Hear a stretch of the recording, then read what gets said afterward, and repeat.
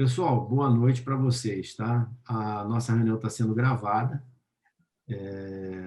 e a gente está hoje com dois ícones aí da manutenção brasileira, que é o professor José Macedo, Barreto Macedo, que vai fazer a palestra. A palestra dele é muito interessante, muito importante e sempre é um ponto de polêmica muito grande nas empresas, tá? E, ao mesmo tempo, é uma atividade que pode reduzir consideravelmente os custos, né?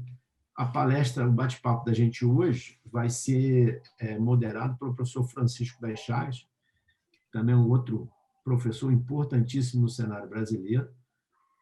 A gente está contando hoje com a presença do professor Nelson Cabral, Rodolfo Stoner, nosso querido Severino, quem mais está aqui na sala aqui? O Irlan,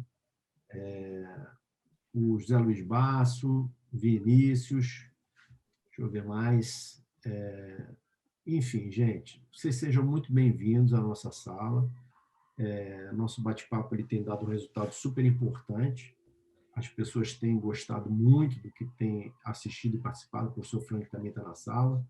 Enfim, eu quero que vocês tenham uma noite maravilhosa. Essa 1 hora aí de palestra aí do José Macedo vai ser muito legal. Zé Macedo é uma pessoa que eu sempre assisto às aulas dele nos cursos que ele ministra, né? Porque ele sempre dá informações extremamente importantes para o pessoal da área técnica, né? Que ele chama de famoso bizu. Dá um grito na sala: pessoal, isso aqui é bizu, hein? Não está escrito em norma, não está escrito em lugar nenhum.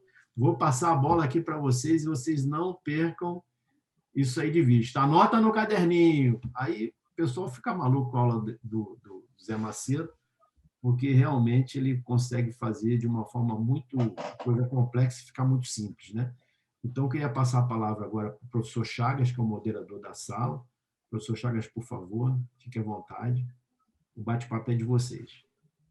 Obrigado, Carlos. Você, como sempre, o Almeida com as suas palavras gentis, né? E eu, primeiramente, queria agradecer e sentir e mostrar a minha satisfação em poder estar trabalhando junto com um grupo tão amigo, e principalmente vendo na sala pessoas velhas conhecidas e amigas, como o Stoner, como o Nelson Cabral, velho companheiro de muitas lutas, o Severino. O Severino foi um amigão nosso durante o curso. Então, é muito prazeroso a gente ver e ver as caras novas, né, das pessoas que estão aí trabalhando pela manutenção.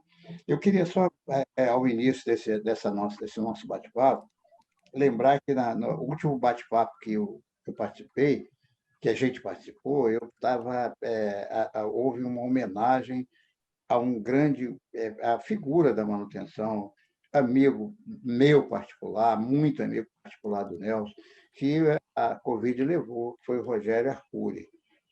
Na verdade, deixou a gente bastante balançado pela falta que o Rogério vai fazer dentro do cenário da manutenção. Então, foi um momento meio um pouco triste. Em compensação, essa semana, eu acho que a gente tem alguma coisa para se alegrar, para ficar um pouco alegre. Para dar a notícia, que a maioria de vocês deve saber, que foi feita a pesquisa dos 10 profissionais mais influentes da manutenção no Brasil, e a figura eleita foi uma figura nossa querida, do coração, que foi Lorival Tavares.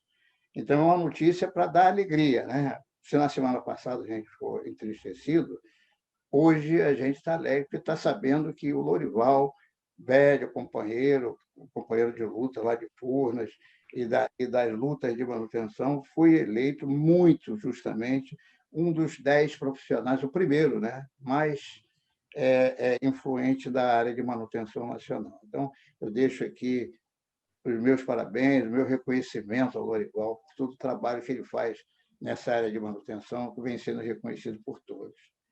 O Chagas, no último levantamento que foi feito, até acho que foi pelo Luiz Tadeu, a Viviane, lá do Paraná, o Lorival constava como um professor que já tinha dado aula para mais de 40 mil pessoas. Já tinha passado por ele mais de 40 mil profissionais. E ele realmente é um cara de expressão internacional, né? Ele está na América Latina inteira, está América no Latina. México e por aí vai. e ele é uma máquina, né? Eu falo que ele é o mestre Yoda porque ele está igual o Duracell, né? É, Trabalha de manhã, de tarde, de noite, e às vezes de madrugada ele diz que tem sempre uma conversa com o travesseiro, que é o é, cara que dá o posicionamento para ele no dia seguinte, né? é, Então, apesar da idade, 81 anos de idade, parece um menino, né? Trabalha mais do que exatamente, muito moleque novo que tem no mercado aí, né? E aí ele exatamente. passa muito conhecimento para a gente. Muita gente foi formado pelo Lorival, né? Na área de Exatamente. manutenção. O gosto pela manutenção, isso tudo, o Lorival deixou a marca, está deixando a marca dele aí. Bom, mas então vamos voltar para o nosso rumo aqui, que é o nosso bate-papo com essa figura importante dentro do cenário da manutenção e dentro do cenário das universidades, da aula, de treinamento, que é o Macedo. Macedo é uma figura importante, com muito conhecimento, um vasto conhecimento, um currículo enorme de trabalhos em área de manutenção, em empresas, tanto estatais quanto empresa particular, na área de projetos, chão de fábrica. É um cara com muita experiência. E ele vai deixar para a gente aí um pouquinho dessa experiência dele através de alguns questionamentos que se seguirão e também a própria experiência dele que ele queira colocar. Então, eu vou deixar a palavra com o Macedo, que ele é o dono da bola hoje, e a gente vai aqui dar o suporte para ele, que se ele precisar, acredito que ele não precise disso, mas é apenas para dar uma orientação ao nosso bate-papo. Macedo, prazer enorme estar contigo, enorme, enorme mesmo, e vamos lá, vamos em frente. Boa noite a todos. Um prazer enorme estar com vocês nesse bate-papo sobre manutenção. Agradeço as palavras aí suas, Chagas, e do Almeida, e também aproveito o espaço para as minhas homenagens ao professor Lorival e o eterno sentimento pela ida do nosso grande e estimado amigo Rogério Arcuri, um cidadão exemplar, um professor do mais alto nível, um amigo particular. E, como sou católico praticante, eu desejo que essas palavras tenham um reflexo no acolhimento total do nosso irmão Rogério Arcuri. Então, meus amigos, eu trabalhei muito tempo em empresas estatais e empresas privadas. Trabalhei em projetos básicos, projetos de delineamento, trabalhei em construção e montagem, comissionamento operacional e, durante muito tempo, fui executante de manutenção e fui gestor de manutenção. Nos últimos tempos, trabalhei como consultor nos aspectos de manutenção de empresas privadas. E dividi esse tempo ministrando aulas de formação de pessoal, sempre para a área de petróleo e gás, ou óleo e gás, tanto pessoal de plataformas como pessoal de refinarias de petróleo. Passei também algum tempo na área farmacêutica, indústria farmacêutica, que me acrescentou bastante na experiência. Pois bem, o que faço em sala de aula, na verdade, é transmitir para os alunos um pouco da experiência, talvez encurtando o tempo entre sala de aula e aplicação direta de conhecimentos e metodologias desenvolvidas ao longo da nossa caminhada. Isso tem surtido algum efeito, no qual eu fico muito feliz. As nossas experiências, na verdade, eu sou um engenheiro mecânico e de equipamentos. Tornei engenheiro de equipamentos pela Petrobras. E desenvolvi, sempre com outros colegas, amigos, algumas incursões por dentro da manutenção corretiva, preventiva e preditiva. E o que norteia o nosso papo hoje, nosso bate-papo, é com relação a tubulações, válvulas, trocadores de calor e bombas. É o que a gente faz em sala de aula. A gente resume esses assuntos, são assuntos vastos, e a gente resume proporcionando aos alunos aquilo que nós entendemos que seja pelo menos o princípio, e que eles possam, a partir desse princípio, desenvolverem as suas atividades com maior facilidade. Esse é o meu desejo. Então, tubulações, para começar a falar da experiência, nós sempre falamos nos tipos e classificações, falamos de planejamento em serviço de tubulações, a execução, os testes mais comuns, o acompanhamento de startup numa unidade operacional e onde a manutenção de tubulação se insere. E gostaria também de dizer que nós nos apoiamos, quando tratamos do assunto de tubulação, nós nos apoiamos no ASME B 31.3 e no API 570, além de normas nacionais extraídas de forma bastante sensível, normas de Petrobras, né? Então, a norma 570 e o ASME 31.3. Em válvulas, também temos bastante experiência com relação aos tipos, funcionamento, problemas operacionais e como solucionar esses problemas operacionais, assim como trocadores de calor. Trocador de calor, nos apoiamos na TEMA e ASME. Toda a nossa história de manutenção foi apoiada e desenvolvida com base na norma TEMA e ASME.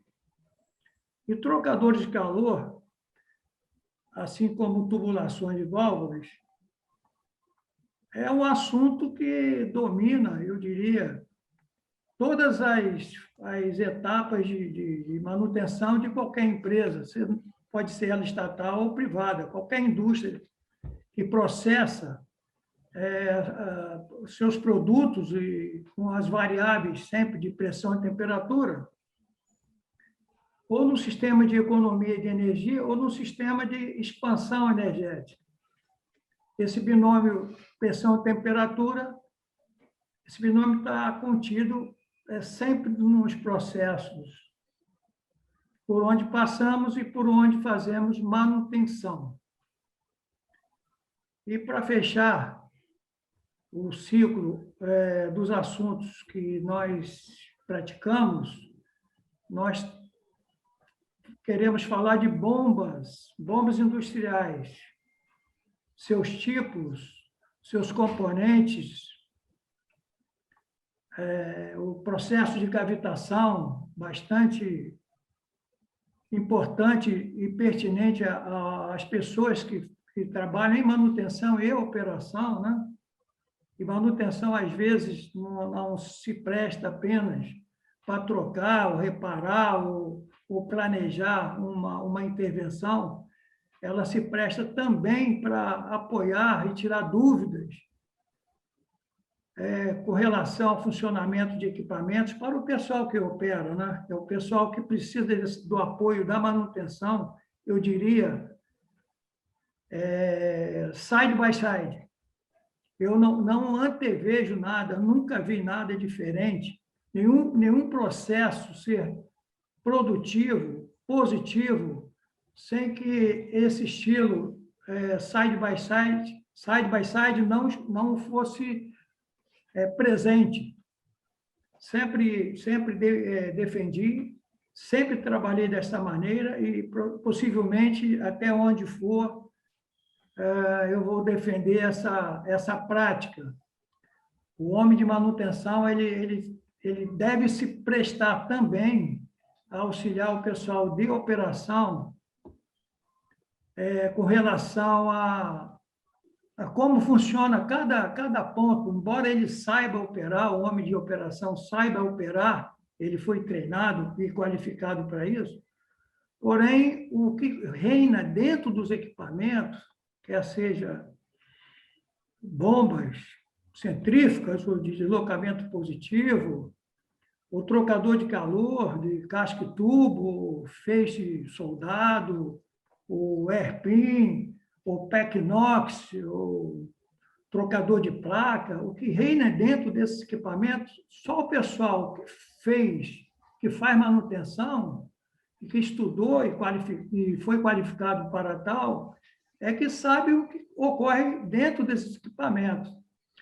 E, dessa maneira, eu creio que os resultados dos processos produtivos sejam positivos, com tendência de redução de custo devido a não retrabalhos, né? Ou devido à diminuição de ciclos operacionais.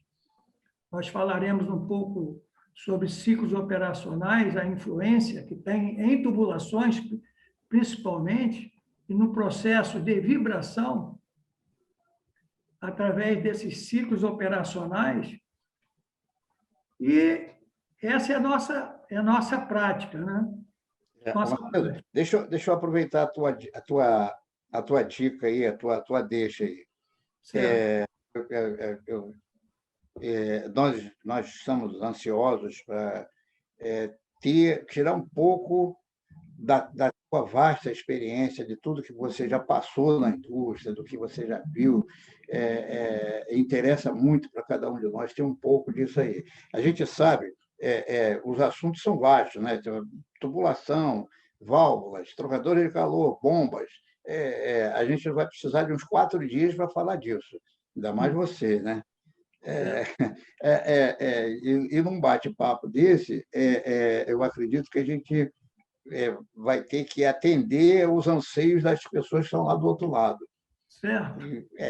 Como você sabe muito melhor que eu, pela tua experiência em sala de aula, né? E a gente sabe o seguinte, começando lá pelas tubulações, né?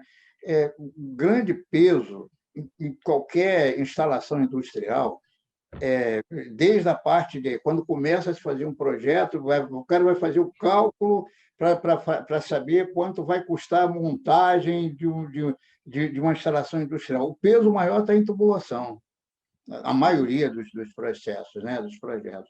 O peso maior está em tubulação, porque tem tubulação de tudo quanto é tipo, de tudo quanto é jeito dentro de uma instalação industrial, né? E elas costumam trazer prejuízo se não são bem dimensionadas, se não tem um dimensionamento perfeito. Aí começa a apresentar vazamento. Vazamento é perda, né? Perda para a indústria, começa a trazer perda, e é uma perda de produtividade para a indústria, né? E certamente essas perdas são causadas por degradação.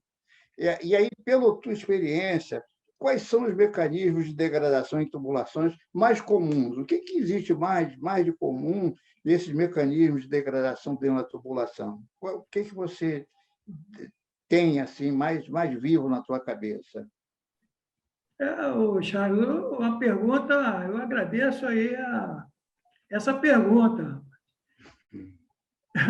É algo assim que sempre me chamou a atenção, né? Conforme falei anteriormente, o homem de manutenção, quer seja de execução, quer seja de planejamento, ou até, quer dizer, eu defendo, né, e vou defender sempre, que o pessoal de projeto também visite, né,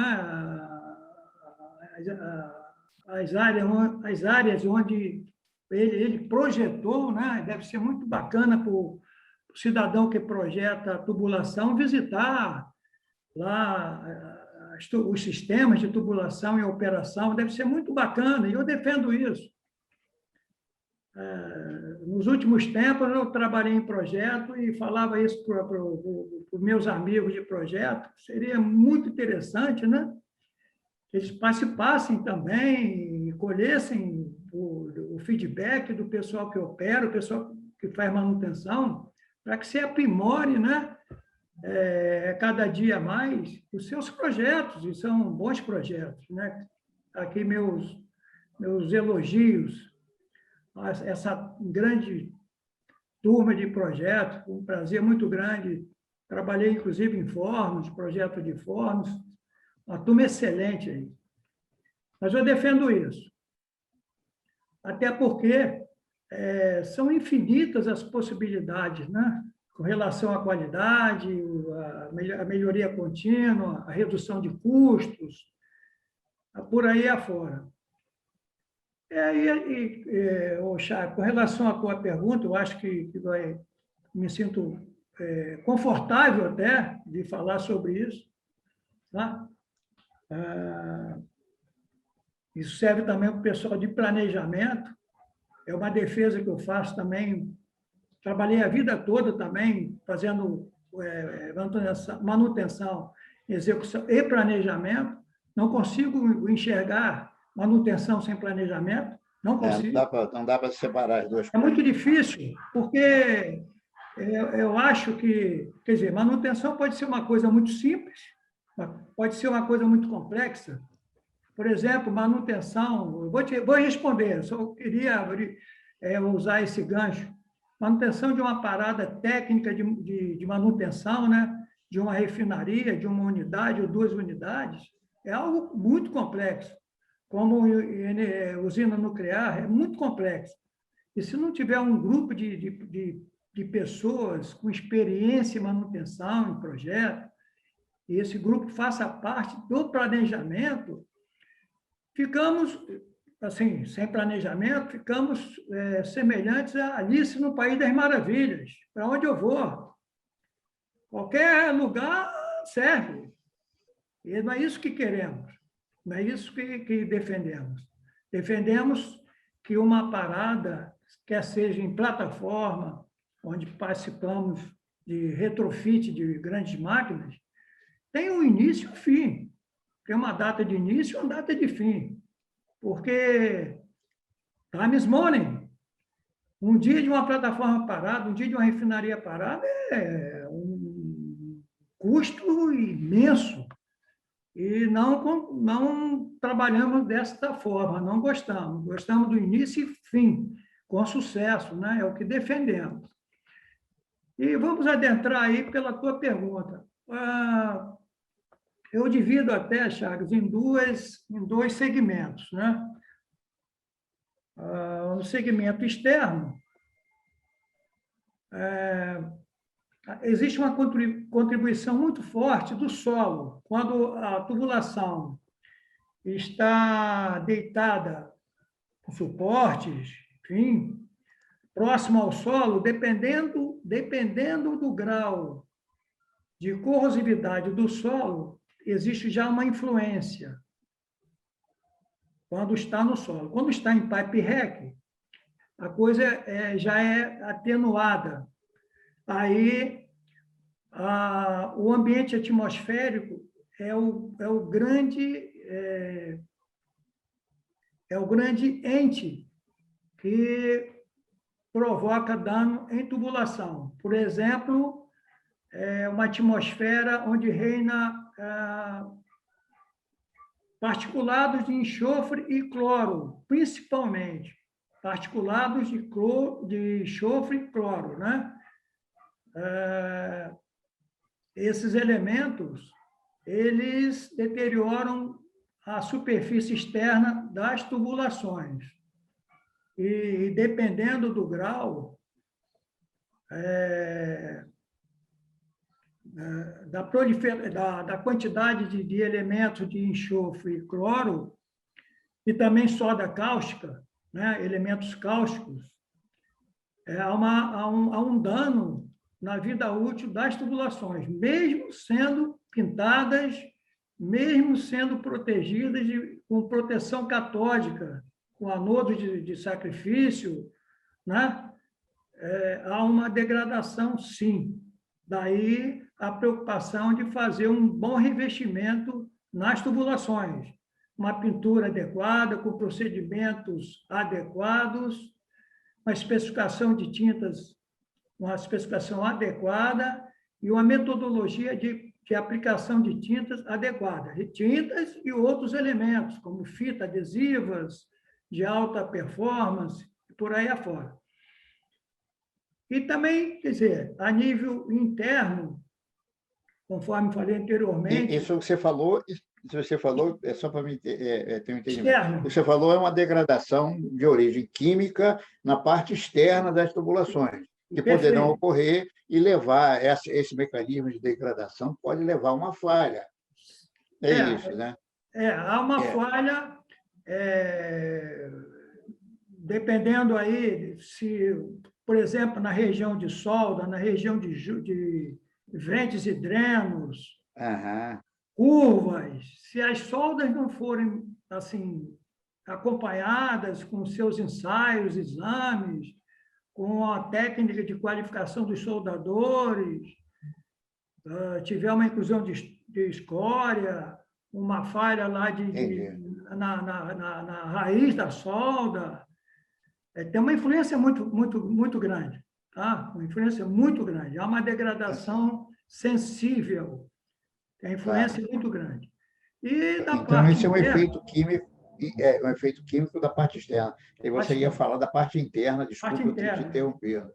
A parte, quer dizer, para não esquecer, existe até um tratamento diferenciado que, quando fazemos isolamento térmico, usamos isolamento térmico em tubulações quentes, quentes que eu falo é que trabalham sob temperaturas dos fluidos quentes, né? Tipo vapor, ou condensado de vapor, ou água quente, né? Em plataformas se utiliza bastante.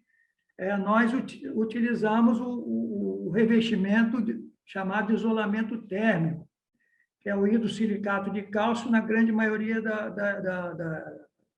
das tubulações. Usamos perlita em alguns casos também, mas o hidrossilicato de cálcio é o que mais se aplica, né? E aí existe um tipo de corrosão que nós chamamos de corrosão sob revestimento. Sob revestimento. É uma corrosão complicada, porque ela deteriora a superfície externa da tubulação e, às vezes, não se vê. Numa inspeção visual, quer seja o pessoal de inspeção, ou até de operação ou de manutenção, é difícil porque o isolamento cobre a superfície externa, o isolamento térmico cobre. E alguém pode perguntar, mas se ele cobre, por que ocorre isso? Eu vou falar. Devido aos ciclos operacionais ou vibrações causadas por maquinário externo, ou vibrações do próprio sistema de tubulações, né? ou através de um compressor alternativo, é bastante visível isso, né? Há uma quebra, uma fratura desse isolamento térmico que não é visível, porque ele tem uma proteção. O hidrossilicato de cálcio, ele trabalha sob uma proteção. Pode ser de alumínio ou aço inoxidável, uma chapa que nós chamamos chapa de recobrimento do isolamento térmico. Então, há uma fratura e os elementos que nós falamos anteriormente penetram através de umidade e formam um filme, né? um filme corrosivo na superfície externa das tubulações, ou do sistema de tubulações. E, internamente, os choques mecânicos, né? Existem muitos, o uso de materiais dissimilares, quer seja por uma derivação da tubulação, quer seja por uma quebra de SPEC, e aí eu chamo a atenção nas nossas aulas, onde eu falo para a galera, né, vamos dizer assim, os amigos, alunos, com relação à quebra de SPEC. A quebra de SPEC é muito necessária, né, quando trabalhamos com fluidos líquidos. Em determinado momento, esses fluidos líquidos se vaporizam pela ação de pressão e temperatura. Então, essa quebra de SPEC, com um DDP diferente, são também elementos que são próprios do processo de tubulação, mas que esses elementos fazem parte aí do rol, dos mecanismos de dano. São os materiais dissimilares, né? Que formam aquela famosa força eletromotriz, que é o princípio da medição de temperatura, né? Principalmente em fornos. O princípio da medição de temperatura é a formação de força eletromotriz por materiais dissimilares submetidos a um ambiente de energias diferentes, né? Também se usa bastante, né? Se caracterizar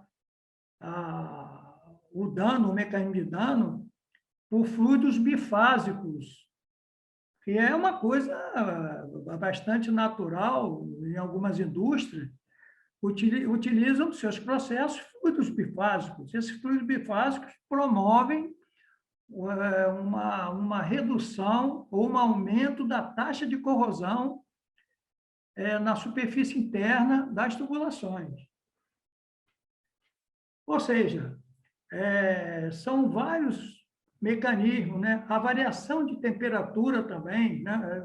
Às vezes, pressão e temperatura, o binômio, novamente aí, muitas vezes um processo está se desenvolvendo aí a 400 graus centígrados, 350 graus centígrados, há uma pressão de 10 quilogramas por centímetro quadrado, e, de repente, esse processo reduz a temperatura para a metade e a pressão também reduz pela metade.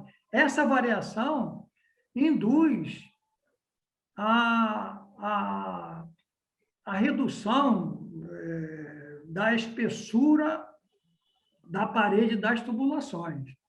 É necessário... Consequentemente, a vida útil da tubulação também, né? Exatamente. É necessário, né, que no intervalo, existem os intervalos de inspeção, né, pré-determinado por normas, ou calculamos, sim, através da vida residual. É um cálculo simples, onde fazemos o cálculo a partir das inspeções naquele ponto ou naqueles pontos, né, onde denominamos, e devem ser desta maneira, né, locais de monitoramento de inspeção. São locais definidos através de uma seleção de fatores, e nesses locais nós fazemos as inspeções devidas, com os equipamentos devidos, especificados, e através dessas inspeções nós calculamos a taxa de corrosão. E logo a seguir, a taxa da vida residual ou vida remanescente da tubulação. Ou seja, o acompanhamento sistemático vai nos favorecer a determinar qual o melhor momento para a substituição das tubulações. Deu para resolver? Pelo que eu vi, Macedo, e demais amigos aí, a gente poderia sintetizar dizendo que os mecanismos de degradação que se apresentam mais comumente, primeiro, uma falha química que vai dar origem à corrosão, vai dar outros processos, como você muito bem explicou aí. O outro é a falha física, que pode ser ocasionada por dilatações e contrações. Uma tubulação que trabalha sob estresse, trabalhando com vapor, e o vapor perdeu pressão ou foi cortado e a tubulação volta para a pressão normal, ela está ela está apoiada em suportes que vai gerar um esforço em cima dessa tubulação, isso pode causar falha. E tem também um outro que a gente pode falar, que é um mecanismo de uma degradação mecânica mesmo, é pancada, é batida, é coisa que a gente... o cara veio com o raster, aquele elevador para transportar, e deu uma pancada na tubulação. E aí é falha mesmo, né, que vai haver. Sim, Tem vários. Amassamentos, empenos. Amassamentos, Isso então, provoca, Chagas, uma redução da vida útil, né? Você citou bem, eu gostaria de fortalecer um pouco. Eu participei de um case aí, que serve até como exemplo, numa tubulação de vapor, onde ela estava isolada termicamente, e essa tubulação estava num pipeway, deitada e ao longo de um pipeway de mais de 1 quilômetro de comprimento, e esse pipeway foi inundado por chuvas torrenciais. Caramba! E o que aconteceu? Tinha parte dessa tubulação que o isolamento foi rompido, e a água sumiu a toda aquela região, provocando um resfriamento, entre aspas, dos níveis de temperatura. Ocorreu imediatamente uma condensação, estava se conduzindo vapor saturado, a mais ou menos 180 graus centígrados, a 4 kg por centímetro quadrado. E ocorreu, rapaz, uma condensação, uma grande condensação desse vapor. A tubulação virou um condensador. O que aconteceu? A tubulação rompeu no movimento combinado, radial, combinado e axial, cara. Rompeu todos os suportes. Eu nunca vi coisa igual.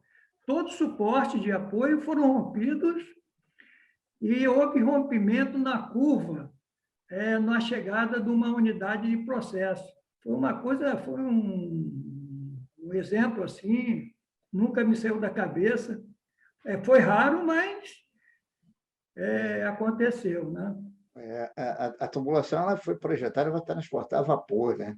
Aí, de repente, começa a passar líquido, né? Condensado, mesmo a alta temperatura, é um choque. Tem que se atentar, porque o pipeway, normalmente, tem um sistema de drenagem. Deve ter um sistema de drenagem. Deve não, tem que ter. Todo pipeway tem um sistema de drenagem. Provavelmente, alguns objetos, ou até o resíduo do isolamento térmico, possa ter provocado obstrução dessa drenagem, né? É uma drenagem que vai para uma área aberta, é a drenagem pluvial, né? Pode ter sido, ter acontecido isso, obstrução no bueiro. E o Irlan está me mandando aqui uma pergunta, Irlan Almeida. Irlan, eu estou lembrando do Irlan, um grande coordenador, Irlan, se não me falha a memória. O Ilan me pergunta aí se não vale a pena, se eu entendi a pergunta, Ilan, se não vale a pena trocar tubulações por duplex, superduplex, é isso mesmo? A pergunta é essa? É assim, Macedo. A pergunta é essa sim. O microfone teu está Beleza. bloqueado, tá? Eu vou falar, Ilan, o duplex, superduplex são ligas, altas austeníticas, tá? E tem sim sua durabilidade assegurada, tem projetos. Agora, é extremamente caro, né? Extremamente caro, o custo é alto, e falo para você que nem todos os aços inoxidáveis eles resolvem todos os problemas numa indústria, tá? Não resolvem. Os ácidos inoxidáveis são sensíveis aos cloretos. Eu tive uma experiência fabulosa também numa área de tratamento de águas ácidas e águas fenólicas. Tá? E o ácido inoxidável não era o duplex, o material não foi o duplex, superduplex. Porém, a vida útil dos inoxidáveis, na ocasião era o 304, 304L, a vida útil foi muito reduzida porque os fenóis atacaram a malha cristalina austenítica e a vida útil foi muito reduzida, amigo. Então, nós colocamos compósitos de carbono. Na verdade, é um semelhante a um material cladeado, é um compósito de carbono que é o revestimento interno de um aço carbono. Eu não sei se você conseguiu. E vou até aproveitar o momento para dizer que nós trabalhamos há algum tempo no desenvolvimento de pesquisa para identificar a razão da vida útil em duplex, superduplex, em algumas plataformas de petróleo. E verificamos que a região da solda estava havendo um comprometimento corrosivo na região das soldas. E foi o nosso olhar para esse fenômeno, né? Nas regiões da solda de materiais duplex e superduplex. E entendemos, naquela ocasião, que a transformação de um ambiente que não deveria estar corroído ou apresentar um processo corrosivo foi o gás de cobertura. Para quem trabalha em solda ou manuseia solda, foi o gás de cobertura, tá? Então, nem todos os projetos, e aí o custo seria altíssimo, usar duplex, superduplex, eu acho que seria até inviável, né? Porque aço carbono é usado em mais de 70% das tubulações nas indústrias, principalmente na indústria de óleo e gás, nós usamos aço carbono. E tem uma vida útil de 15, 20 anos, se bem tratadas, tranquilo. O duplex me veio assim à baila há 10 anos atrás. Não lembro antes de ter experimentado trabalhar com duplex e superduplex há mais de 10 anos atrás, não. Mas não vejo assim como uma solução, tá? Em alguns pontos bem estudados, com atmosferas neutras de cloro, né, e seus derivados, enxofre, HCl, né, em plataforma, e refinaria, assim, eu diria, bem comum lidarmos com HCl, H2S, um gás letal, aí todos devem saber, H2SO4. Então, na presença desses elementos, eu também não utilizei, então não posso afirmar categoricamente o sucesso. Mas eu teria, assim, bastante atenção para o uso desses elementos. É tipo, assim, você trabalha com produtos numa região de lá, 300, 400 graus centígrados, um produto bastante erosivo, e se define trabalhar com material cladeado. Bem, material cladeado você vai resolver aí a vida útil em muito desses elementos. Porém, em caso de manutenção, de reparo nesses tubos, ou troca desses tubos, a solda é muito complexa, é muito complicado, porque são materiais dissimilares. E trabalhar com materiais similares é muito complexo. O custo é muito alto, né?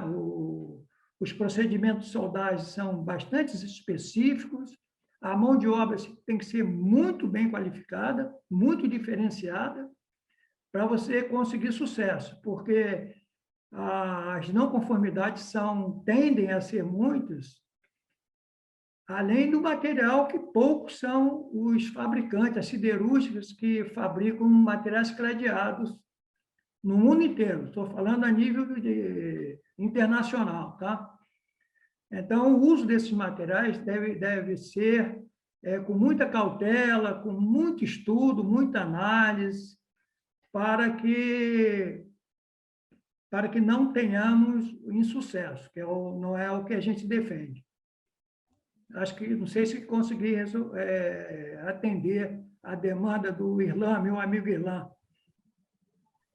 Considero o Irlan também, assim como todos os participantes, embora eu não conheça todos, me considero amigos, são meus amigos de manutenção. É a confraria, né? É a confraria, né? Eu também, assim, aproveitar, o Chaga, para falar mais alguns exemplos de manutenção, até porque o tempo está se esgotando, sobre esse aspecto de estar side by side com o pessoal de operação, né, para você sentir o dia a dia, os problemas, os vazamentos de produtos, os vazamentos de vapor, né, das utilidades, às vezes, nitrogênio, que são nocivos, são nocivos. Nós tivemos uma experiência onde, numa empresa privada, aí, o pessoal de manutenção tinha concluído uma manutenção intensa, de grande monta, de um compressor único, e um sistema de tubulação, né? Tanto sucção como descarga. O pessoal trocou o sistema de tubulação, as válvulas, e fez manutenção nesse compressor. Pois bem, na partida, momentos depois da partida do compressor, não havia identificação do fluxo, o fluido não escoava, né? E abriu-se a válvula de alívio e paralisou-se o startup, né? Foi paralisado. E aí alguém estava coordenando o processo, mandou que o pessoal desmontasse novamente o compressor para verificar o que está havendo, porque o compressor não estava comprimindo. Compressor de gás natural. E o pessoal estava assim, desmontou o compressor, eu lembro, uma noite toda, desmontou e montou e nada foi encontrado. Pois bem, nos convidaram para participar, logicamente,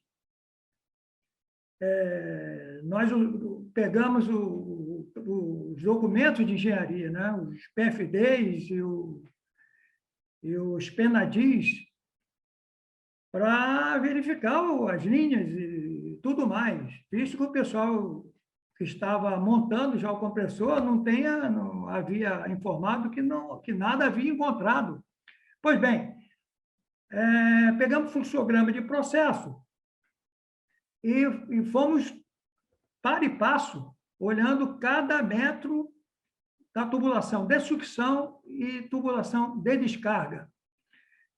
E no pipe hack, identificamos que uma válvula de retenção estava montada invertida. Uma válvula de retenção estava montada invertida, ou seja, o pessoal trocou a tubulação, trocou a válvula, ou as válvulas, e esta válvula estava invertida. E, para meu espanto, essa válvula, uma válvula de retenção, né?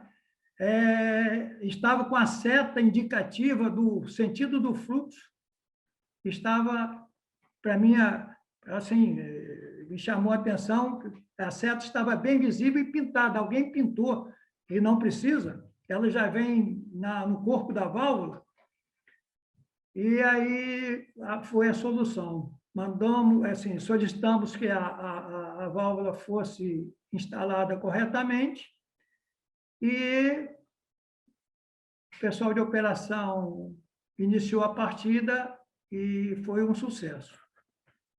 Então, uma válvula invertida cria um problema muito sério para o pessoal, às vezes, de manutenção. Sério, é problema sério. Esse é um problema problema de montagem, de verificação, de checagem, isso aparece demais. Macedo, e pode trazer consequências graves, né? Graves. Assim, vamos supor que não tivesse instalado uma válvula de alívio de segurança. Qual o problema? Imagina, vai estourar um componente caro dentro de uma instalação. Macedo, olha só. Positivo. Deslocamento positivo acabou. Só para fortalecer um pouco a nível de aula, eu falo nas nossas aulas, que quando a gente trabalha com o pessoal de operação e o pessoal está novo, o pessoal é recém-formado em operação, uma das nossas orientações é que o pessoal estude os fluxogramas PENADIS e faça o treinamento em cima disso. Ou seja, o cidadão de operação ele deve acompanhar para e passo cada sistema de tubulação, cada válvula do sistema de tubulação, para que ele tenha conhecimento de onde ele vai fazer as suas manobras. Marcelo, deixa eu aproveitar aqui um gancho aqui, porque o tempo está correndo, e tem algumas perguntas que eu achei até interessante. O Carlos Almeida me falou aí, me chama a atenção, perguntas que são interessantes. Eu não sei se vai ter tempo de você falar, mas olha só, uma pergunta do Francisco Nascimento, ele pergunta assim, quais as vantagens e desvantagens, falando sobre redes de incêndio. Tem a rede de incêndio, quase todas as instalações industriais existe a rede de incêndio. Qual a vantagem e desvantagem dessas tubulações estarem enterradas numa comparação com as tubulações aéreas? Qual é a vantagem de uma em relação à outra? E a complementação da pergunta dele tem algum material especial para essas tubulações enterradas? Eu vou falar são dois... Foi o Francisco Nascimento que fez essa pergunta. É o Carlos Francisco Nascimento, é esse? Eu não sei se é Carlos, aparece aqui só Francisco Nascimento. O Almeida deve saber melhor que eu. Tudo bem. Se for o Carlos Francisco, é um amigo meu, é um grande amigo meu. É Francisco Nascimento apenas. Tudo bem. Nascimento. Existem duas razões. O sistema de incêndio não pode receber choque mecânico, pancadas, né, com amassamentos e tudo mais, que a vida útil diminui. E o segundo aspecto, quer dizer, existe aí a questão da prevenção. E o fato de estar enterrada não aumenta substancialmente o processo corrosivo, porque ela é protegida. Existe um mecanismo de proteção. Tá? Outro aspecto é que as linhas de incêndio, elas circundam, elas protegem as unidades de processo, elas são instaladas na periferia das unidades de processo. Elas são instaladas na periferia e afloram em determinado local dentro da unidade de processo, numa região que nós chamamos de manifold da linha de combate a incêndio, que ela aflora, né? Onde tem vários mecanismos de engate para mangueiras de combate a incêndio. Pois bem, todos nós sabemos, nós fazemos manutenção em unidade de processo, que existe uma movimentação de carga muito grande, muito, eu diria, com muitos ciclos de entrada e saída de equipamentos de movimentação de carga, tipo guindastes, de toda a capacidade, 500 toneladas, 250 toneladas, enfim. Além disso, caminhões que transportam fluidos que vão neutralizar algumas reações químicas em grandes equipamentos. Então, essa movimentação ela seria prejudicada se as tubulações de incêndio fossem afloradas, porque as tubulações de incêndio, se vocês olharem o projeto, elas circundam as unidades. Então, essa é a inclinação, essa é a orientação para que se faça as instalações do sistema de incêndio enterradas. Entendeu? Deu para entender? Eu não sei se o Francisco Nascimento está satisfeito aí com o que foi dito. Nascimento está aí? Bom, O microfone não está aberto, Chagas. Só o microfone de vocês. Então, a pessoa responde por escrito, ela não está respondendo na forma. Tá. Então tá legal. Tá joia. Então tá legal.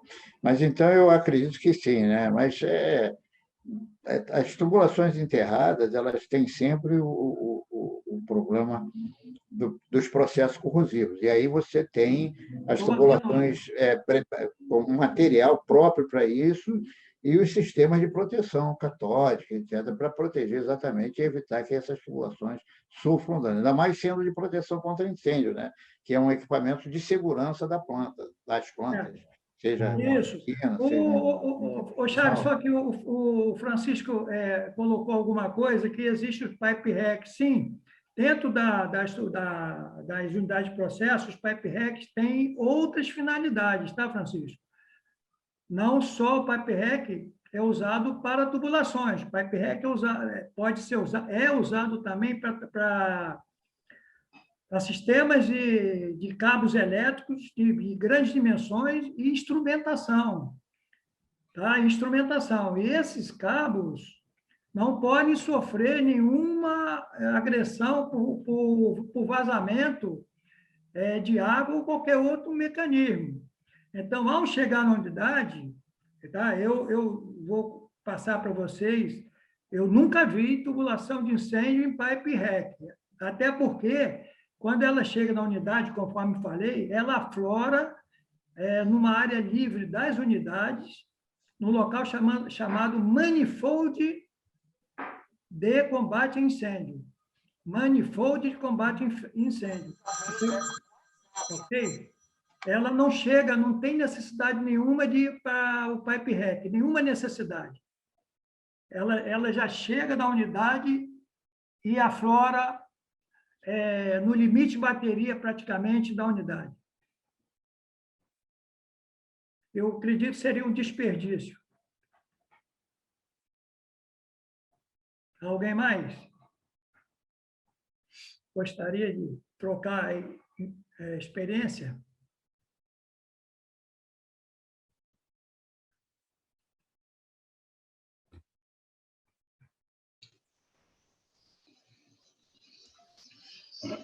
Macedo?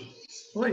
Nelson, só para lembrar o seguinte, Na parte de seguro de unidade, um dos pontos mais críticos que eles observam, além daquela história dos parafusos, dos parafusos de flange, de ficar igual, de não faltar parafuso, não ficar uma ponta maior que o outro, tal coisa, existe a questão da linha de incêndio. A linha de incêndio protegida e não sujeita a acidentes, como você falou, é um item de inspeção de seguro. Uma das coisas que eles mais emprenham assim, quando tem um acidente e vão lá verificar qual foi o acidente, na planta refinaria, na planta química, é essa questão da linha de incêndio estar protegida contra choques e agressões. Como você falou, a vantagem, embora em termos de aspecto corrosivo químico, no ar seria melhor, mas com relação a esse aspecto de impacto, você se botar na balança, esse pesa 100 e o outro pesa 2 ou 3. Exatamente. Bem colocado essa sua questão, esse ponto que você colocou aí. Você colocou bem. Quando a instalação, por exemplo, se entendesse que valeria a pena colocar no pipe rack é um local também onde o pessoal de manutenção troca flanges, manuseia cargas pesadas. Isso seria fatalmente um ponto de ataque de choques mecânicos na linha de incêndio, né? E um vazamento na linha de incêndio, conforme o professor Nelson Cabral colocou, seria um alvo fácil do pessoal de seguro não hesitar e não pagar o que seria devido nas condições que as tubulações são projetadas, né? Enterradas, protegidas e inspecionadas, tá, pessoal? Essas linhas mesmo enterradas, elas sofrem inspeções periódicas,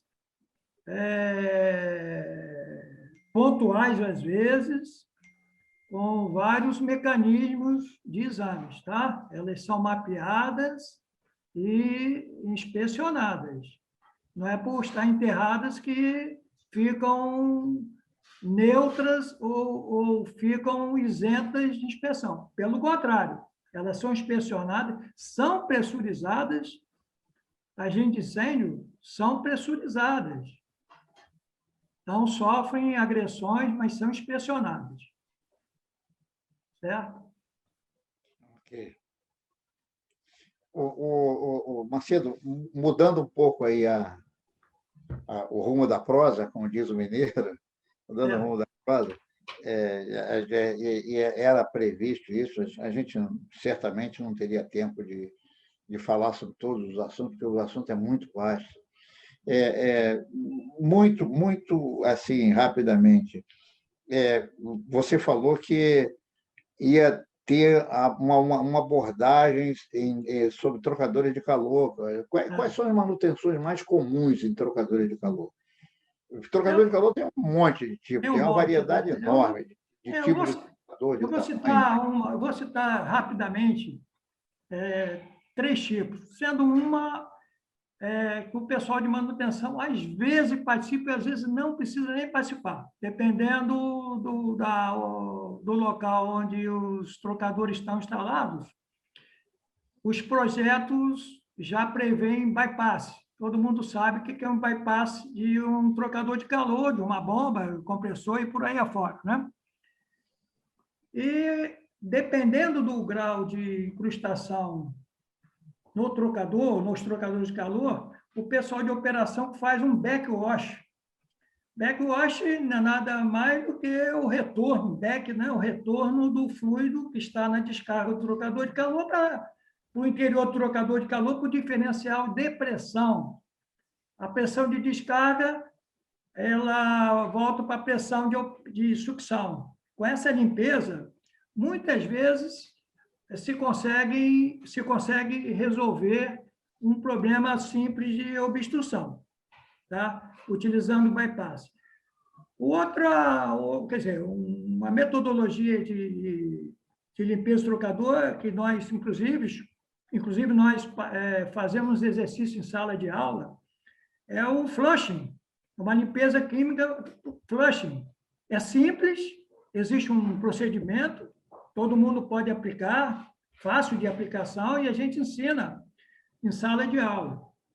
Ou seja, a especificação de uma bomba com mangotes flexíveis, filtros, um reservatório de um fluido neutro ou um fluido próprio de limpeza, e com o trocador ou os trocadores fora de operação, raqueteados, né, pessoal? Raqueteados, limpos e tal, enfim, né? Livre de explosividade, se instala esse circuito, né, que vai formar um ciclo.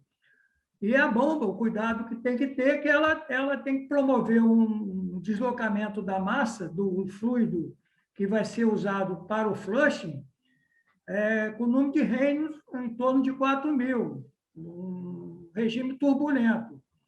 E, desta maneira, se consegue limpar o trocador de calor, ou no bodão,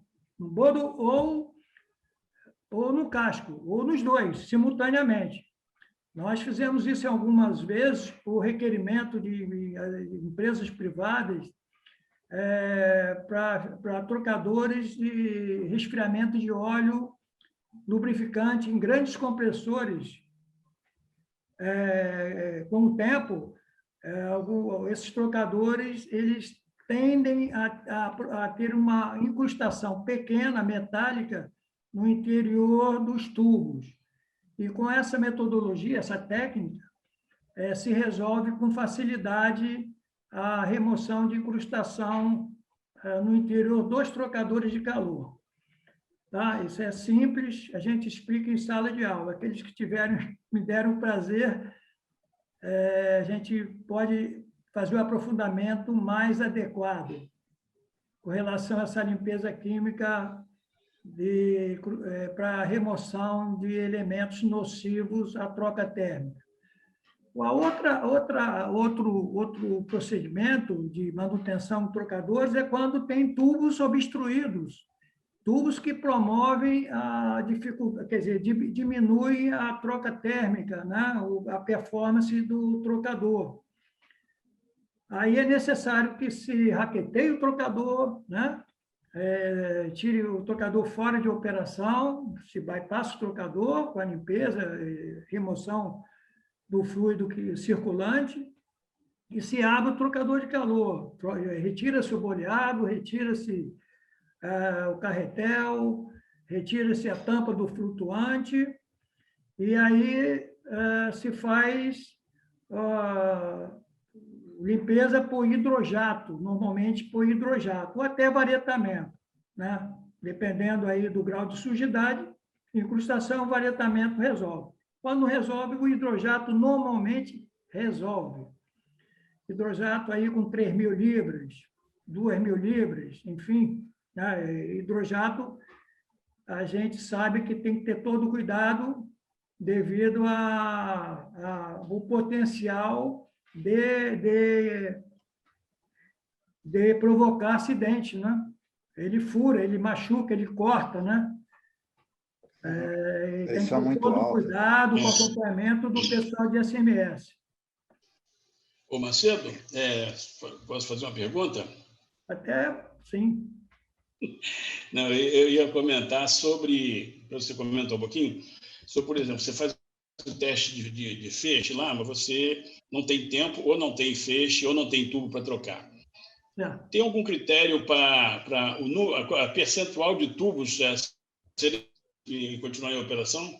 Tem, existe? Sim. Existe, Nelson. Uma boa pergunta. Como sempre. Uma boa pergunta. É que nós somos parceiros. Nós fomos parceiros tantos anos que as perguntas que eu faço são meio óbvias para você, mas é que a gente já viveu todos esses problemas. Mas tem que ser, Nelson. Tem que ser, Nelson. Essa ajuda, sim, ajuda muito, sim. O ASME propõe ou aceita, né, e quer dizer, até 10% do total de tubos, até 10% se pode isolar. Mas, pessoal, para isolar um tubo e trocador de calor, conforme a pergunta do professor Nelson Cabral, o cidadão de manutenção, ele tem que prestar atenção em dois fatores. O primeiro é o batoque, o famoso batoque, né? O batoque é aquele elemento metálico com material com propriedades mecânicas abaixo do material do tubo, né? E ele plugueia, ele batoca ou plugueia, né? Tanto faz, os dois termos são aceitos. As duas extremidades de cada tubo que deve ser plugueado. Não faça só de um lado, porque quando o efeito contínuo, né? Em seguida, quando se plugueia os tubos, devemos realizar um novo teste, né? E na realização desse novo teste, se tiver uma extremidade fechada apenas de um tubo, vai criar aquele famoso bolsão de ar e o teste não vai ser aceito. Com o passar do tempo, em pouco tempo, os manômetros que indicam a pressão de teste, os manômetros vão acusar uma variação A menor, porque há uma expulsão. O ar e a água são um é incompressível e o outro é compressível, né? Pelo esse princípio físico da matéria. Então, tem que se pluguear as duas extremidades dos tubos, conforme o Nelson perguntou. Mas até 10% se permite aí a operação do trocador sem grandes problemas. Eu vejo, tá, Nelson? Eu vejo com muito critério essa abertura. Por quê? Porque o trocador de calor ele tem que fazer a performance de troca térmica, porém, ele deve oferecer a menor perda de carga possível, além da menor vibração que poderá ser remetida ao sistema de tubulação. Então, toda vez que a gente mexe no ente de um equipamento, mesmo estático, né, o trocador estático, você poderá estar criando alguma onda imperceptível, uma onda senoidal, às vezes, que vai provocar um desarranjo num processo corrosivo das tubulações, tá, pessoal? Então, temos que estudar, avaliar bem. Por exemplo, vamos pluguear 10% dos tubos, mas vamos ver as consequências. De repente, vamos pluguear e vamos planejar, e vamos ver lá no nosso planejamento qual é a data mais próxima de fazer manutenção nos trocadores de calor. Tipo assim, 1 ano, sei lá, dependendo do fluido, vai embora. Tá? 2 anos, não sei. É verdade. Só para complementar, Macedão, o seguinte, além do que você falou, pode ter o refluxo do lado de cá, né? Aumento da pressão do lado de cá, um desbalanceamento. Isso. E também, como a vazão vai continuar a mesma, porque você precisa da vazão lá da troca lá, passando pelo... Com certeza, como você diminuiu a área, vai aumentar a velocidade dentro do tubo, que deve piorar também as condições com relação à erosão e tal. Sim. E própria vibração do tubo, que tem uma parede fina, normalmente. Né? Exatamente. Você vai provocar um desarranjo em todo o sistema. Entendeu? É possível, sim, mas temos que analisar as consequências. Ok. Tá certo. O Almeida. Pois não. Almeida, como é que a gente está de tempo aí? Tem 15 minutos, tem 2 perguntas para serem feitas aí, que estão no chat, tá? Como vocês estão indo no chat, dá uma olhadinha, eu te mandei pelo WhatsApp aí, Francisco, para você poder ler para o Macedo. Eu não estou vendo. Então, Tá. paralelando as comunicações. Um é sobre perda de carga, né? Os pontos de perda, Isso, exatamente. os pontos de perda de carga em tubulações são mais críticos às falhas. Quer dizer, pelo que eu estou entendendo, a pergunta é se perda de carga em tubulações, nos pontos de perda de carga, as falhas são mais críticas, são mais comuns. Sim, verdade. Isso é uma verdade. Quer dizer, isso é uma verdade, isso é uma contribuição isso é uma contribuição, né? Todo local do sistema de tubulação que tem restrição, alguma restrição, pode ser placa de orifício, tá, pessoal? Reduções. Esses locais são ambientes de propagação da perda de espessura em tubulações. Ventes, drenos, curvas, T's, celas. Às vezes, vamos colocar uma cela para fazer uma derivação. Esse local é um local, primeiro, que vai ter um acúmulo de tensões ali naquela região, né? Conforme o Nelson falou, vai aumentar a velocidade do fluido quando você precisa fazer uma drenagem ou ventar, enfim. Então, nessas regiões, tipo placa de orifício, acho que o amigo falou, são regiões que se propagam os processos corrosivos no interior das tubulações. Pessoal, alguém Foi o Zé perguntou... Luiz Basso que fez essa pergunta. São elementos, são pontos sensíveis. Também uma das informações que a gente passa em sala de aula, e ocorre bastante em alguns processos, é quando utilizamos válvulas que têm a finalidade on-off, né? Utilizamos essas válvulas a montante de reatores físico-químicos. Tá, pessoal? Um conselho, uma orientação que fazemos em sala de aula, que eu passo aqui entre os amigos partícipes desse bate-papo.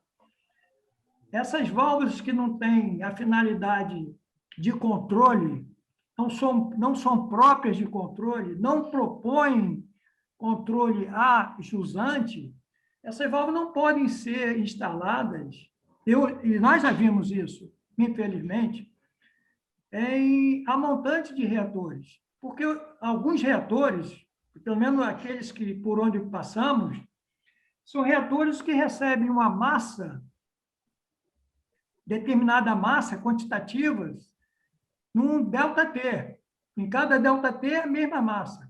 Não aceita os reatores, devido à perda da vida útil dos reatores, que recebam massas de uma forma senoidal, em ambientes senoidais. Então, colocar válvulas on-off a montante de reatores, eu considero inadequado. E a gente, infelizmente, participou de um processo desse, numa empresa privada. A vida útil estava bastante ameaçada e foi o elemento não conforme encontrado nesse mapeamento de problemas operacionais. Professor Macedo, temos duas perguntas aqui, pouco tempo para responder. Eu vou fazer a pergunta do Jefferson Rios e depois tem mais 3 perguntas, o Jefferson mais 2. Certo. Então, vou te pedir para você ser mais conciso na resposta. Poderia falar de procedimentos para realizar, para evitar, pelo menos atenuar incrustações em tubos dos trocadores de calor? Jefferson Rios. Jefferson, bem, depende do ambiente, é possível você até, já existem técnicas em trocadores de calor que se instala pequenas escovas, quer dizer, pequenas escovas que eu falo em relação ao diâmetro interno dos tubos, tá? São pequenas escovas que ela fazem um movimento axial ao eixo de cada tubo e evitam o aparecimento de incrustações. É uma tecnologia, assim, eu já conheço há 12, 15 anos. Existe isso, sim.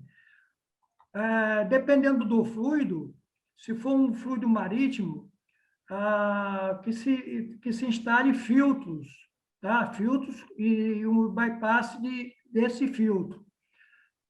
E, anteriormente ao filtro, a adição ou injeção de produto químico, dependendo, né? Eu estou entendendo que a sua pergunta poderá ter causada uma experiência marítima, né? Existem, sim, alguns fluidos químicos que instalamos ou frequentemente são colocados por injeção que resolve esse tipo de incrustação, tá? E os filtros, conforme te falei, a montante dos trocadores de calor, né, com seu devido bypass, com filtro também, né? Filtro e bypass permanente e o bypass também permanente, tá? Filtro permanente. E eles realmente atenuam, resolvem grande parte das incrustações. Marcelo, Pois não. Tem uma pergunta. só para dar um pouquinho mais de carga, desculpe aí, Almeida, mas olha só, geralmente essas incrustações em trocadores de calor, fundamentalmente, ela depende do fluido que está circulando lá dentro. E pelo que ele está dizendo, deve ser incrustações que, talvez, como você disse, um tratamento da água adequado evite esse tipo de incrustação. E, se não evitar, aí sim faz aquilo que você falou. Uma injeção adequada de produto para fazer uma limpeza, etc. Esse é um tipo de problema. Que é a incrustação química mesmo. A outra é aquela incrustação tradicional, o Nelson conhece bem isso, que é aquela de proliferação de micro-organismos. É muito comum em condensadores, né? Muito comum em condensadores, que passa água do mar, que passa água de rios. E esses micro-organismos, eles fazem uma lenha, né, dentro desses tubos de trocador. E é puro tratamento, né? A manutenção sofre com isso, né, Nelson? Sofre. Exatamente, isso aí ocorre, e os filtros e a adição de elementos, produtos químicos, muitas vezes resolvem, né? Eu posso dar um pitaco nessa hora aqui? Pode. Só lembrando que o Chagas falou que nós já tivemos essa experiência lá na usina de Angra 1, a água de refrigeração da caldeira, da caldeira de condensação do vapor da turbina, são 4 trocadores grandões com, sei lá, 12 mil tubos cada um. E eles eram de cupro-níquel. E latão, cupro-níquel, né? E aí, o que acontece? Por causa da baixa velocidade, como era água do mar, ele tinha muito craca, muita formação de craca.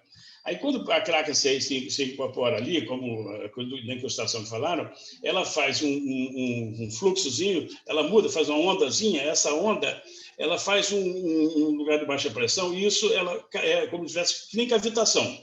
Alguém falou em belzona aí, mas é o seguinte, eram soluções que existiam antigamente, ainda existe hoje, para tapar furo com material não metálico. Mas, de qualquer maneira, ele quando faz aquela ondazinha assim, ele cavuca, ele faz um buraco ajusante, né? E aí, mas das coisas que nós descobrimos lá, e depois teve um trabalho violento que o Chagas acompanhou o tempo todo, foi quando nós trocamos os tubos de cupro-níquel para titânio. E foi eram 48 mil tubos, e o negócio, o espelho tinha 4,5 metros de diâmetro. Então, foi um trabalho hercúleo. Mas nunca mais teve o problema de craca lá. Teve, o Chagas? Não me lembro, não. Mas, então, uma das soluções é você trocar o material, né? E além da troca, né, Nelson, houve um trabalho de injeção de um produto químico na entrada da água para evitar a proliferação desses micro-organismos que se concentravam no tubo. Só que isso aí bate uma outra questão que é ambiental, porque na época, o que acontece? A água do mar entrava por ali, passava por ali e ia desovar lá na Piraquara, né? Passava aquele túnel lá e tal. E aí, esse não poderia ser um elemento quimicamente agressivo, porque ele ia contaminar lá do outro lado. Então, quer dizer, esse estudo que foi, achou-se um material biologicamente aceitável, mas que ele só inibia a deposição das cracas ali. Porque se ele resolvesse matar o mesmo micro-organismo, ele ia matar na saída também. Matava o peixe lá do outro lado. Pois é, o processo químico que ele inibiu a criação ele mexia no ambiente na descarga. Só estava uns 6 graus acima da temperatura original lá, quer dizer, tem essa questão. Um lado, uma solução é boa, mas, por outro lado, você tem que ter as salvaguardas ambientais e de cada um desses casos aí. Então, professor Almeida, tudo por titânio num lugar que não foi, é um negócio caríssimo. Então, tem que valer muito a pena. É só uma piruadazinha que... Tá bom, foi excelente, Nelson. Desculpa eu interromper, mas, infelizmente, a gente tem um compromisso de horário. A gente tem uma pergunta aqui que não vai poder ser respondida, que é do Leonardo Alves, porque a gente está ultrapassando o tempo. O Leonardo está perguntando sobre revestimento como Belzona ou braçadeiras OpenFlex. O Nelson já falou alguma coisa sobre isso aí. Juntas valem a pena utilizar como reparo definitivo para tubulações. Essa pergunta, por favor, seja breve. Olha só, qualquer tecnologia que agregue valor é bem-vinda. Tá? Agora, eu desconheço os efeitos positivos da Belzona. Antigamente, nós usávamos a Belzona um reparo temporário, mas muito curto, muito com assim, o minimorum, em ocasiões com baixíssima temperatura e pressões baixíssimas. O Belzona é um produto usado há muitos anos. Eu conheço o Belzona há mais de 40 anos, mais de 50 anos. Mais de 50 anos eu conheço o Belzona. E eu vi usando, inclusive, alguém sugeriu de usar, infelizmente, para espanto meu,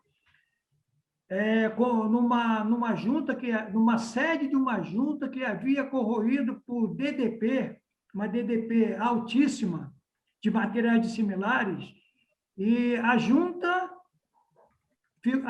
dessa ligação entre 2 tubos, a junta foi corroída e a sede foi degradada. E alguém sugeriu colocar a Belzona, só que eu estava comandando e não aceitei. Comandando assim, estava na gestão do pessoal de execução e não aceitamos, porque o binômio temperatura e pressão estava presente.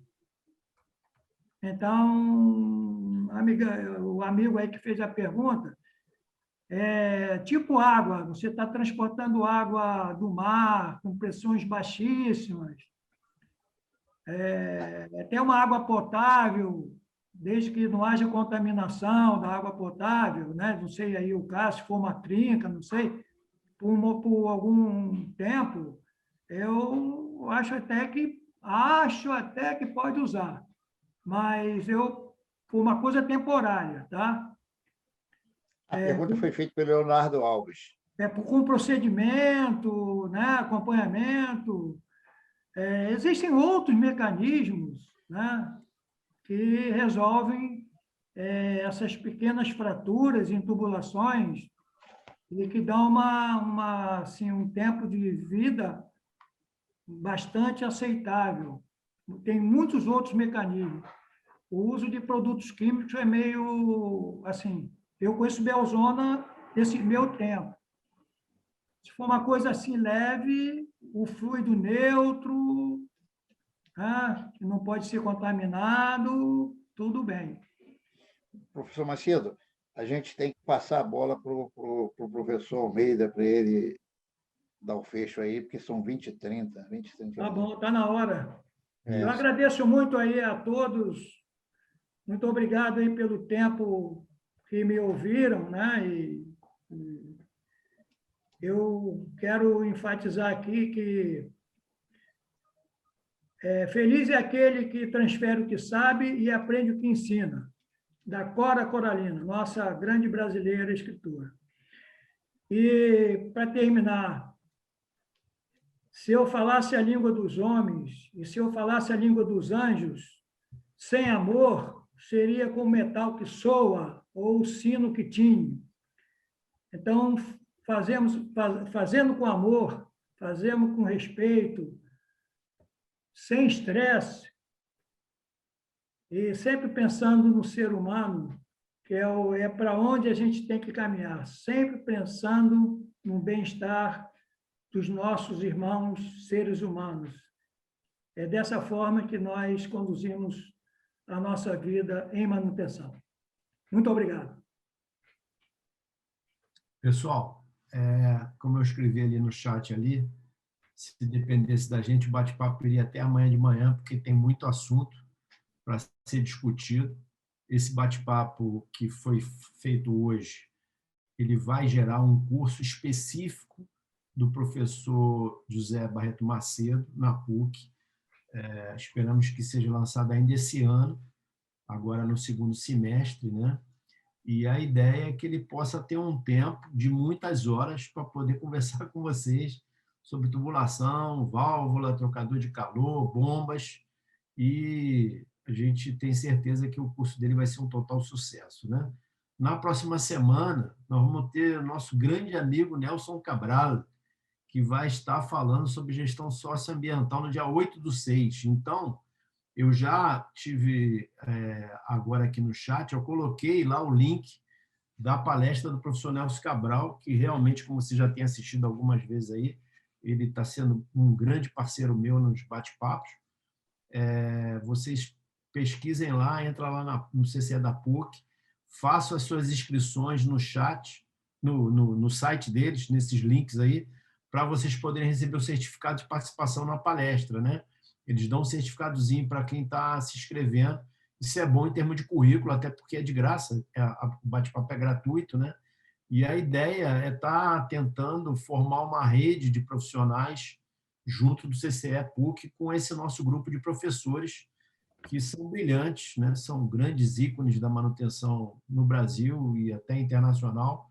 Todos eles têm atuações fora do Brasil, em cursos, palestras, consultoria. E hoje a gente teve uma pequena amostra do conteúdo, do conhecimento do Chagas, que também é um amigo de grande data, de longa data, e do Macedo. Só fiquei triste que o Stoner não falou nada. O Stoner ficou quietinho o tempo inteiro ali, assistindo ali, mas o Stoner também é um cara fantástico, tem muito conhecimento nessa área daí, e todos eles são grandes profissionais de grandes empresas brasileiras, Petrobras, Furnas, Eletronuclear, e em consultorias também, né? Então, gente, fiquem à vontade para sempre estarem participando com a gente. Teve gente como que o Basso está participando hoje pela primeira vez, que ele entrou no bate-papo, ele gostou, como outras pessoas que eu tenho visto aqui que também gostaram. Então, José Luiz, fique à vontade, você pode participar, porque o bate-papo é livre, e é só fazer sua inscrição lá no CCE da PUC, e seja muito bem-vindo. Todos vocês, o Alessandro, que estava aí, o professor Severino, que está assistindo a gente sempre, é um grande professor, muito amigo, foi o responsável pelo meu encaminhamento numa outra universidade aí, como coordenador de um curso de manutenção, e eu agradeço muito a ele por esse feito. Então, gente, ficamos por aqui, são 20h35, é uma matéria difícil você conseguir terminar às 20h30, né? E hoje eu ainda forcei a porta, gente, vamos lá, para tentar fechar, por causa do compromisso das pessoas, todo mundo tem sempre alguma coisinha para fazer no final da noite. Então, eu fico feliz de ter participado com vocês no bate-papo. Tivemos 46 pessoas em um determinado momento do bate-papo. Isso aí é um número muito bom para o dia, que é da semana terça-feira, para as 7 da noite, que a pessoa está chegando em casa, né, do trabalho. Então, a gente fica feliz de ter tido a oportunidade de conviver com vocês aqui nesse momento. Eu queria deixar a palavra, não sei se o Nelson quer falar alguma coisa, o Stoner, ou o professor Severino. Eu queria aproveitar para todo mundo aí o seguinte, porque a gente, o grupo de professores que está se propondo a fazer esse curso Esgamã aí, é um curso de excelência em gestão e manutenção, é uma turma com um cabedal de conhecimento muito grande. Então, além de ter a parte teórica, tem uma vivência que a gente vira até um cronista de manutenção. Porque vocês vão falar de experiência, eu estou aqui batendo um papo, como são crônicas. O Macedo acabou de dar 387. Agora, que eu conheço, ele não falou nem 1% do que ele sabe. Então, aproveita, porque o curso vai ser muito bom. Eu falo pelos outros professores, não por mim, mas os outros professores que estão no curso são nota 1000. E o Macedo tem lá uma história muito grande. O Stoner também, que está nos assistindo, o Chagas, são todos professores que com uma vivência muito grande. E no nível de pós-graduação, a gente quer muito mais essa crônica, essa troca de experiência, viver dessa experiência, do que propriamente estar estudando muita teoria. Então, eu recomendo fortemente esse curso para quem quer se especializar em manutenção ainda. Obrigado aí pelo tempo que eu... Desculpe ter gastado tanto tempo. Não, você foi fantástico. Stoner, não quer falar nada, Stoner? Stoner está caladinho hoje.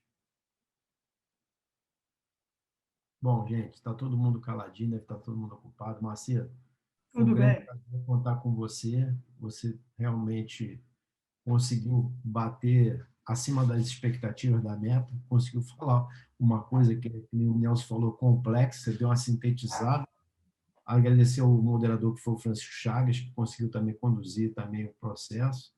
E aí agora vamos aguardar o nosso querido Nelson Cabral, no dia 8/6, às 19 horas, também uma terça-feira, que vai falar por um tema muito interessante, que é a gestão socioambiental, e eu tenho certeza que ele vai dar um show de bola aí também. Então, gente, vocês estão todos convidados, tá? Fiquem à vontade. Um abraço para vocês, Rodrigo. Se você quiser encerrar o bate-papo, pode encerrar, tá bom? Boa noite, gente. Até breve. Boa noite. Obrigado.